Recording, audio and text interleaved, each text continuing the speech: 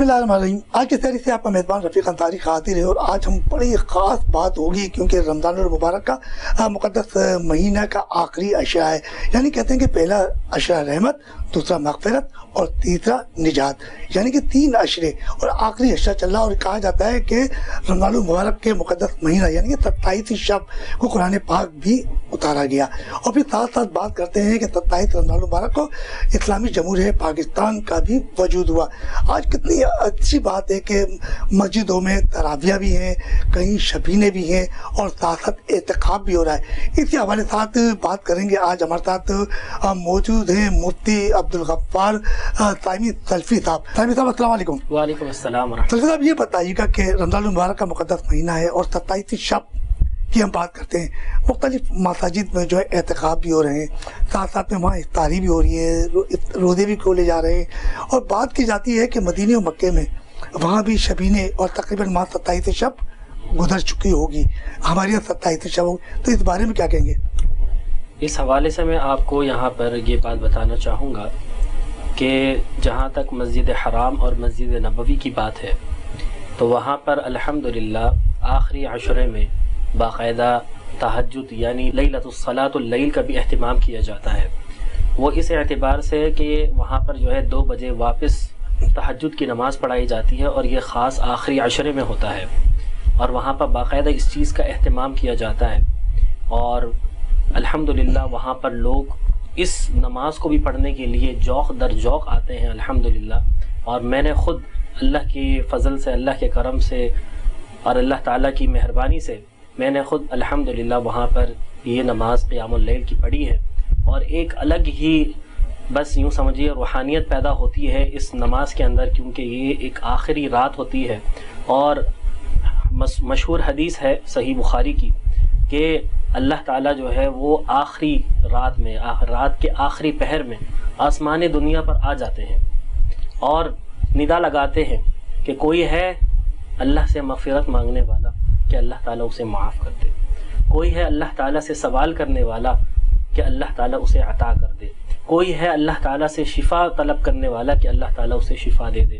ये ख़ास वक्त होता है और इस ख़ास वक्त में जब इंसान नमाज़ पढ़ता है, वो भी क़ियामुल लैल तहज्जुद की नमाज, और ऐसी नमाज के जो अल्लाह के रसूल सल्लल्लाहु अलैहि वसल्लम के फरमान के मुताबिक फ़र्ज़ नमाज के बाद अगर अल्लाह ताला को कोई नमाज महबूब है तो वो ये नमाज है। और अल्लाह के हुक्म से ऐसा मंज़र होता है, ऐसा मंज़र होता है और लोग जौक़ दर जौक़ इस नमाज में शरीक हो रहे होते हैं और क़तार दर क़तार रो भी रहे होते हैं। और जो वहाँ पर माशाअल्लाह से मशाइख़ किराम जैसा कि मेरे उस्ताद महतरम शेख अब्दुल मोहसिन कासिम जो मस्जिद नबवी के माशाअल्लाह से इमाम भी हैं और ख़तीब भी हैं, जब उनकी बारी आती है तो अल्लाहु अकबर अल्लाहु अकबर अल्लाहु अकबर, उनकी जो आवाज़ है और जिस मिठास के साथ वो कुरान मजीद की तिलावत करते हैं, अल्लाहु अकबर, दिल जो है वो रोना शुरू हो जाता है।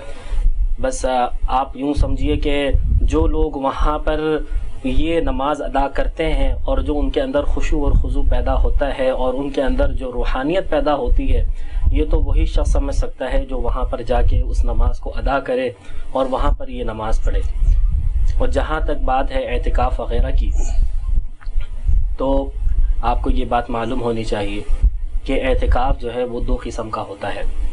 एक एतिकाफ़ जो इंसान अपने ऊपर वाजिब कर लेता है और एक एतिकाफ़ वो होता है जो सुन्नत मुअक्कदा है।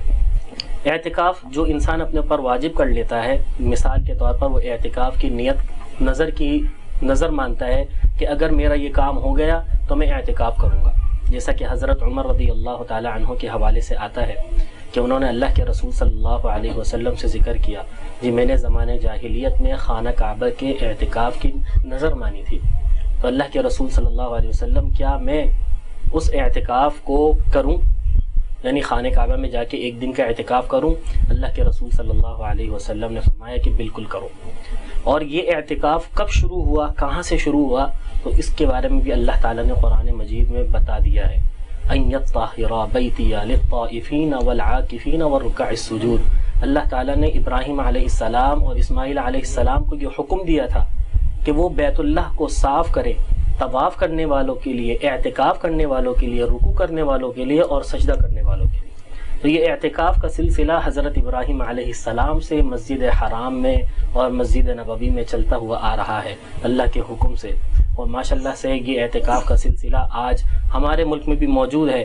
ہم اللہ کے رسول صلی اللہ علیہ وسلم کی جو سنت ہے اس کے مطابق الحمدللہ اعتکاف کر رہے ہیں۔ ہماری مساجد میں باقاعدہ خیمے لگائے جاتے ہیں اور معتکف حضرات الحمدللہ اللہ کا ذکر کرتے ہیں، قرآن مجید کی تلاوتیں کرتے ہیں، وہاں پر تہجد کی نمازیں ادا کرتے ہیں۔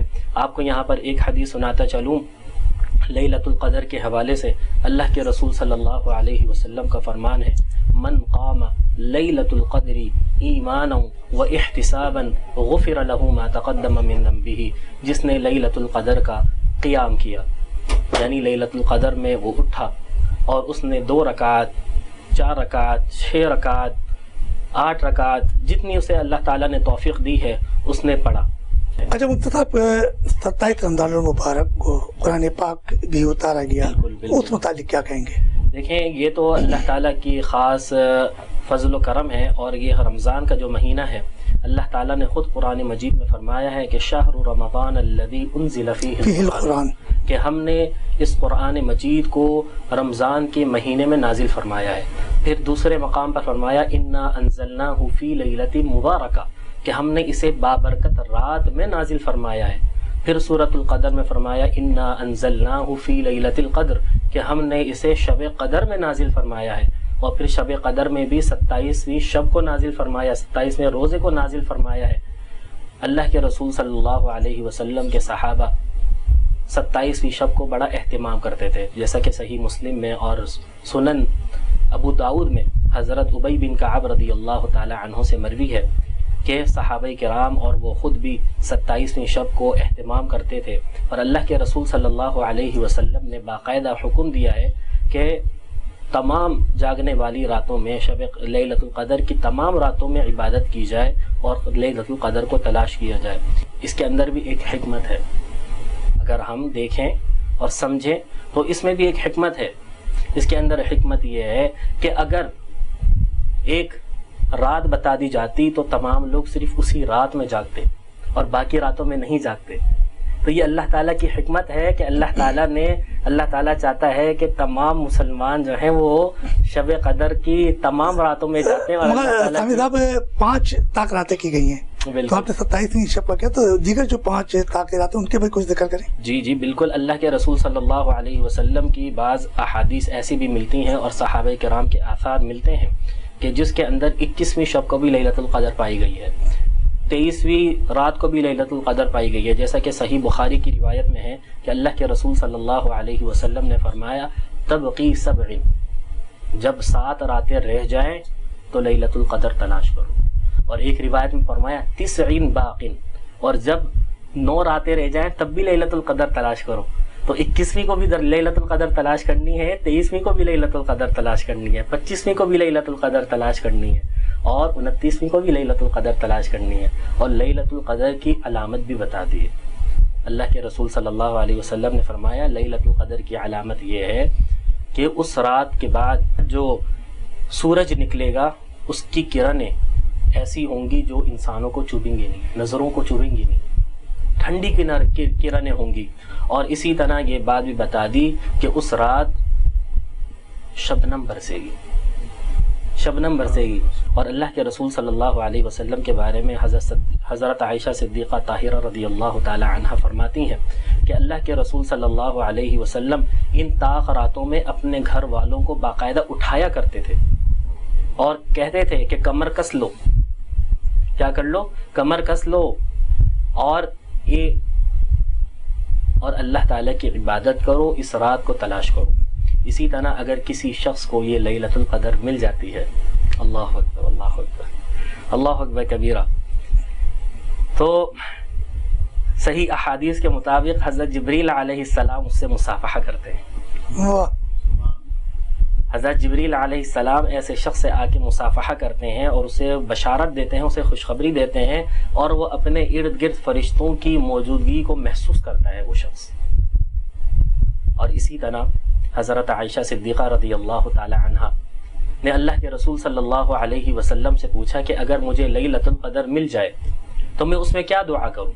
تو اللہ کے رسول صلی اللہ علیہ وسلم نے فرمایا کہ تم یہ دعا پڑھو، اللہم انک عفو تحب العفو فاعف عنی، یا اللہ تم معافی کو بہت پسند کرتا ہے، یا اللہ تم مجھے بھی معاف فرما دے۔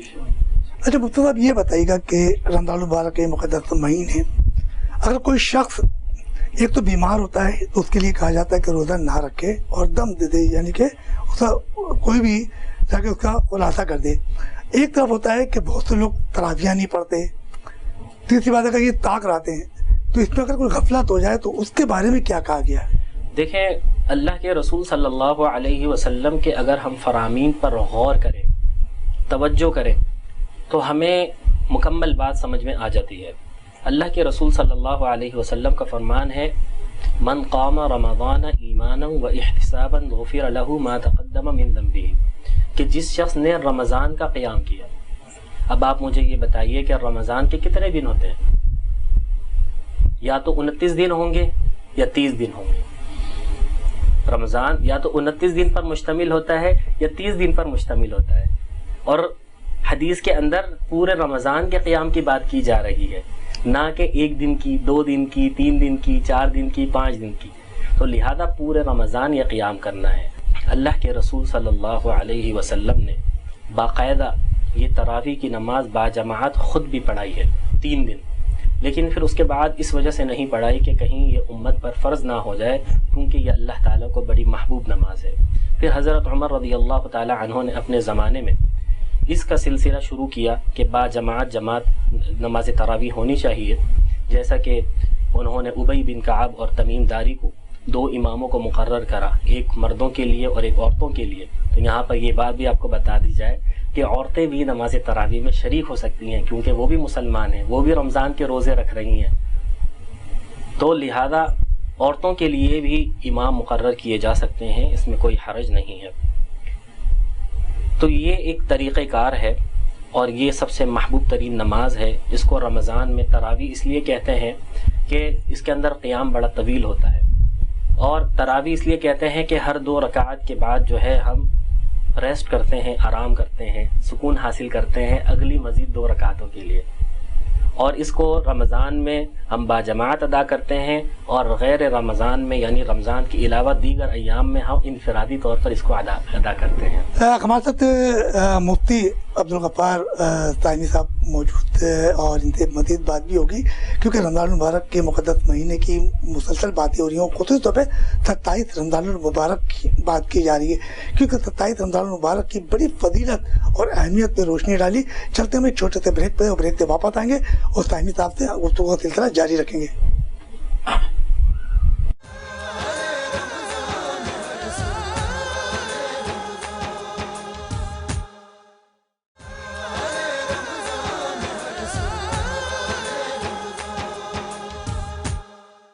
آج کے سیری سے آپ کا میزبان رفیق انصاری ایک بار پھر حاضر ہو۔ بریک پہ جانے سے پہلے ہماری مفتی حافظ عبدالغفار طاہمی سلفی صاحب سے بات چیت ہو رہی تھی، انہوں نے بڑی زبردست باتیں کی تھی، کیونکہ آج 27 شب یعنی کہ الوداع ماہ رمضان ہم سے جدا ہو رہا ہے۔ نہ معلوم اس رمضان میں ہمیں اگلے رمضان میں ہم نہ ہو، مگر کہا جاتا ہے کہ رمضان المبارک کے مقدس مہینے میں رحمتیں، برکتیں اور فضیلتیں بھی ہوتی ہیں، اور یہ ہیں شخصی طور پہ آج ہمارے ساتھ ممتاز ثنا خان رسول فہیم نیازی صاحب موجود ہیں، جن کا تعلق مقامی ٹی وی چینل سے بھی، اور بڑی خوبصورت کوئل جیسی آواز ہے۔ آج ان سے ہم سنیں گے الوداع ماہ رمضان، کیونکہ رمضان ہم سے جدا ہو رہا ہے، اور یقینی طور پہ جب ہم سے جدا ہو رہا ہے تو اس کی بہاریں اور نعمتیں جتنی بھی لوٹ سکتے ہیں، ابھی جو چند گھڑیاں باقی ہیں اس میں لوٹ دیں۔ ہمارے ساتھ موجود ہیں فہیم نیازی صاحب ممتاز ثنا خان رسول، ان سے الوداع ماہ رمضان سنتے ہیں۔ ہر طرف رنج و غم کی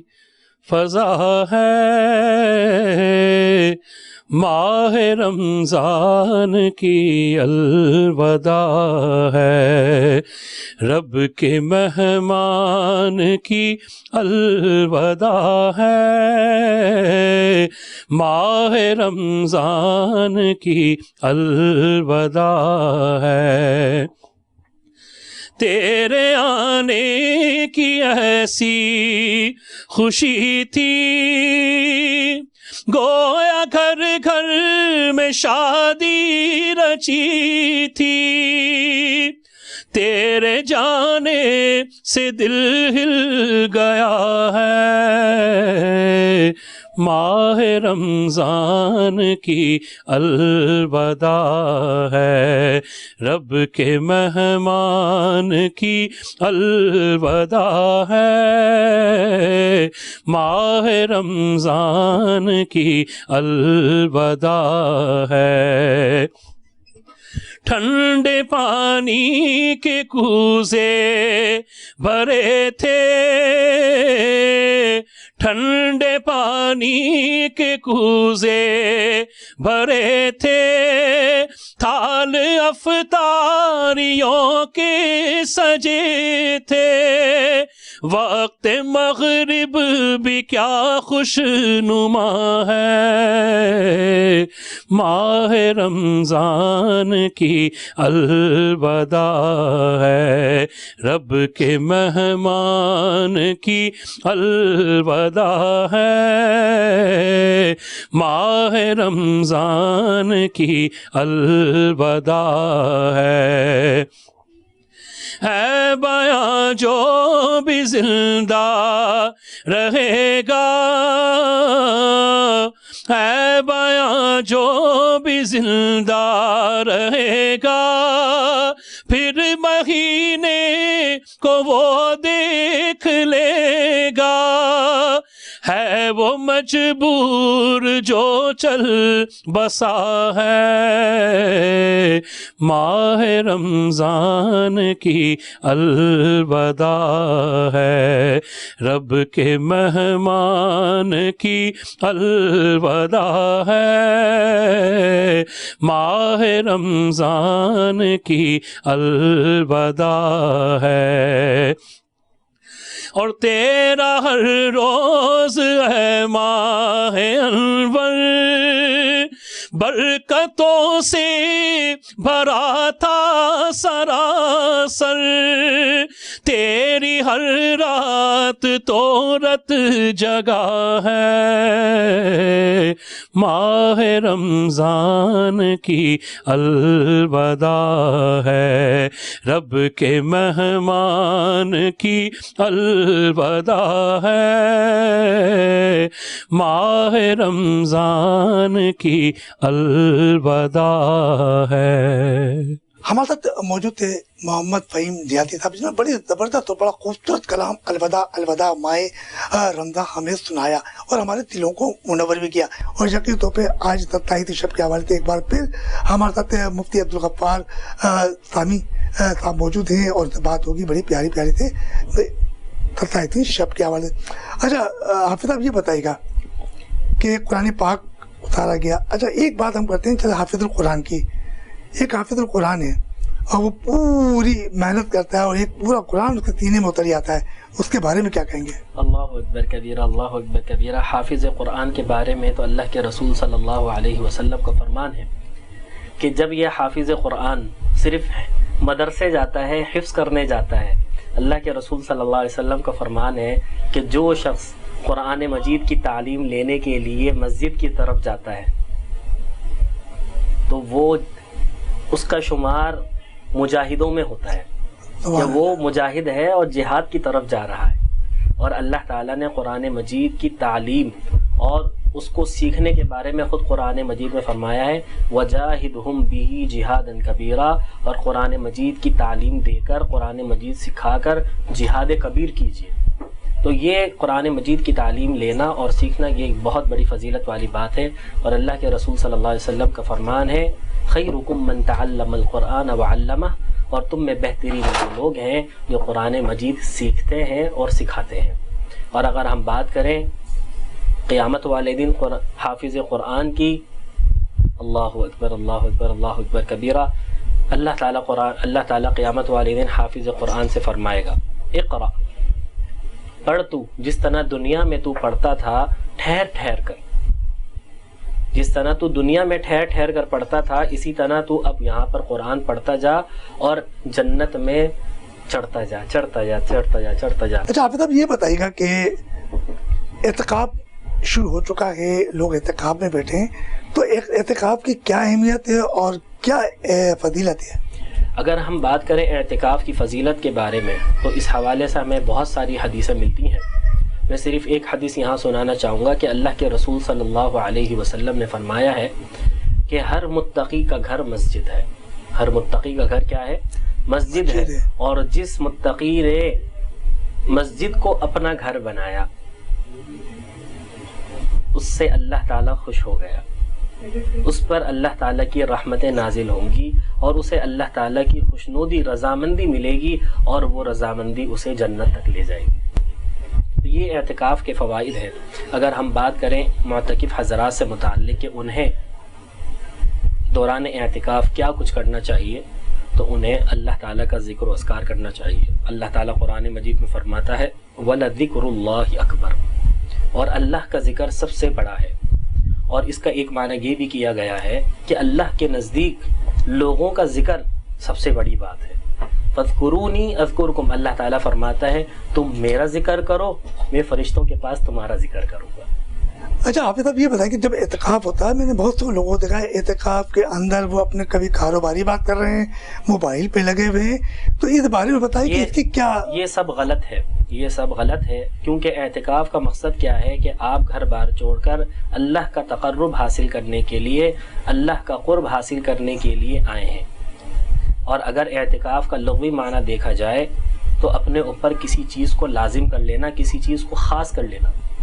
اور جب آپ نے اپنے اوپر عبادت کو خاص کر لیا تو اب آپ کو وہی کام کرنا ہوگا جو آپ نے اپنے لیے خاص کر لیا.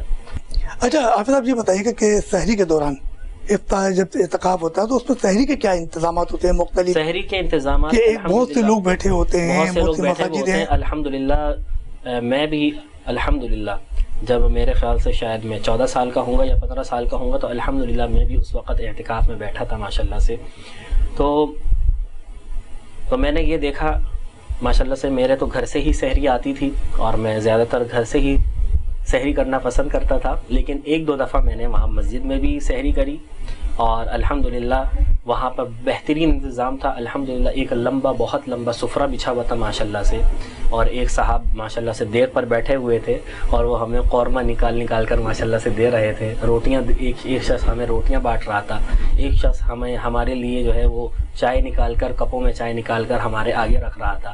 اسی طرح ماشاءاللہ سے ایک دن ہم نے ماشاءاللہ سے پھینیاں بھی کھائیں، ایک دن ہم نے جو ہے وہ مطلب مزے کی چیزیں پہنچتی ہیں. الحمدللہ سب چیزیں ہوتی ہیں. اور جب بات کریں افطاری کی، اللہ اکبر کبیرہ، کبھی جو ہے وہ ماشاءاللہ سے کوئی بروسٹ لے کر آ رہا ہے، کوئی کچھ لے کر آ رہا ہے ماشاءاللہ سے، کبھی بریانی مل رہی ہے، کبھی جو ہے وہ کیا کہتے ہیں سموسے آ رہے ہیں ماشاءاللہ سے، کبھی رول. تو اس کا مطلب ہے کہ جو آپ کو اعتکاف اور تراویح اور اس کے جو افطاری کے ٹائم تو گھر والے یاد نہیں آتے پھر؟ بالکل ایسا ہی ہے، گھر والے یاد نہیں آتے. وہ ماشاءاللہ سے اتنا انتظامات کر دیتے ہیں کہ آپ بھول جاتے ہیں، گھر کو بھی بھول جاتے ہیں. اچھا آپ صاحب چلیں یہ بتائیے گا کہ افطاری ہو یا سحری ہو، آپ کی والدہ محترمہ کے ہاتھ سے زیادہ لطف مزہ آتا ہے کھانا پکا ہوا، یا آپ باہر رہے 10-15-20 سال تو کیسا لگا آپ کو؟ نہیں، بہت ڈفرینٹ چیز آپ نے معلوم کری ہے. یہ تو اس طرح ہے مثال کے طور پر کہ گھر کی سحری تو گھر کی سحری ہوتی ہے، والدہ کے ہاتھ کے پراٹھے تو والدہ کے ہاتھ کے پراٹھے ہی ہوتے ہیں. اور جو ہم نے باہر سحریاں کی ہیں وہ ہمیں یاد ہے اچھے سے. وہ یہ ہے کہ ہم رات کو روٹی لے کے رکھ لیا کرتے تھے اپنے کمرے کے اندر، کیونکہ باقی تو اس وقت تو سب چیزیں بند ہیں، اور رات کو ہی جو ہے ہم نے جو ہے جو بھی ہمیں میسر ہے، دال مرغی جو بھی میسر ہے وہ ہم نے رکھ لی.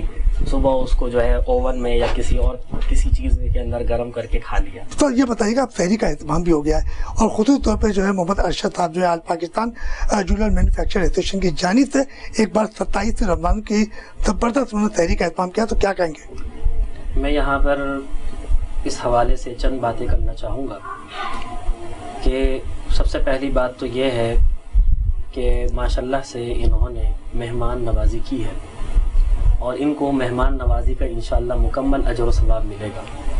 اور اللہ کے رسول صلی اللہ علیہ وسلم کو اگر کوئی شخص دعوت دیتا تھا اور اللہ کے رسول صلی اللہ علیہ وسلم دعوت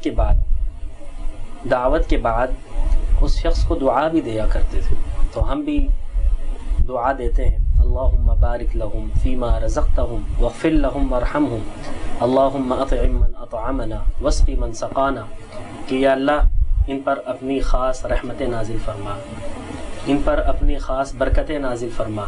یا اللہ جنہوں نے ہماری دعوت کی ہے، جنہوں نے ہمیں کھلایا ہے، یا اللہ تو انہیں بھی کھلا، جنہوں نے ہمیں پلایا ہے یا اللہ تو انہیں بھی پلا۔ یا اللہ ان کو صحت یابی عطا فرما، ان کے مال میں، ان کی جان میں خیر و برکت عطا فرما، ان کی اولاد کو ہمیشہ اپنے حفظ و امان میں رکھ، انہیں صحت یابی عطا فرما۔ آپ صاحب یہ بتائیے گا کہ آج ارشد صاحب نے تحریک کا تو اہتمام کیا، افطار بھی کرتے تھے، کچھ یہ بن مٹھی لوگوں کے لیے اور بھی کام کرتے ہیں، تو اس بارے میں کیا کہیں گے؟ اللہ کے رسول صلی اللہ علیہ وسلم کا فرمان ہے کہ وہ شخص جو بیواؤں کے کام آتا ہے، بیواؤں کی حاجتوں کو پورا کرتا ہے، ان کے ساتھ جاتا ہے، یتیموں کے کام آتا ہے، یتیموں کے ساتھ مدد کرتا ہے، مسکینوں کے ساتھ مدد کرتا ہے، اللہ کے رسول صلی اللہ علیہ وسلم نے فرمایا کا مجاہد فی سبیل اللہ، تو وہ مجاہد فی سبیل اللہ کی طرح ہے۔ اور اس کے ساتھ یہ بھی فرمایا کہ اسے روزوں کا بھی ثواب ملتا ہے۔ وہ حالانکہ اس نے روزہ نہیں رکھا ہے، لیکن دن میں جس شخص نے روزہ رکھا ہے جسے روزے کا ثواب ملے گا، اسے یہ کام کرنے پر بھی روزے کا ثواب مل جائے گا، یہ کام کرنے پر اسے قیام اللیل پڑھنے کا بھی ثواب مل جائے گا۔ ہمارے ساتھ موجود تھے مفتی حافظ عبدالغفار ثانی سلفی صاحب، انہوں نے بڑی زبردست بات کی ہے کیونکہ تحریک کا وقت ہو رہا ہے، اور کہا جاتا ہے کہ نبی کریم صلی اللہ علیہ وسلم کی حدیث مبارکہ ہے کہ بے شک اللہ تعالیٰ تحریک کرنے والوں پر رحمت فرماتا ہے، اور ان کے فرشتے ان کے لیے رحمت کی دعا کرتے ہیں۔ تو ہمارے پروگرام کا یعنی کہ آج کی تحریک کا وقت ختم ہو رہا ہے، اجازت دیجیے، اللہ حافظ۔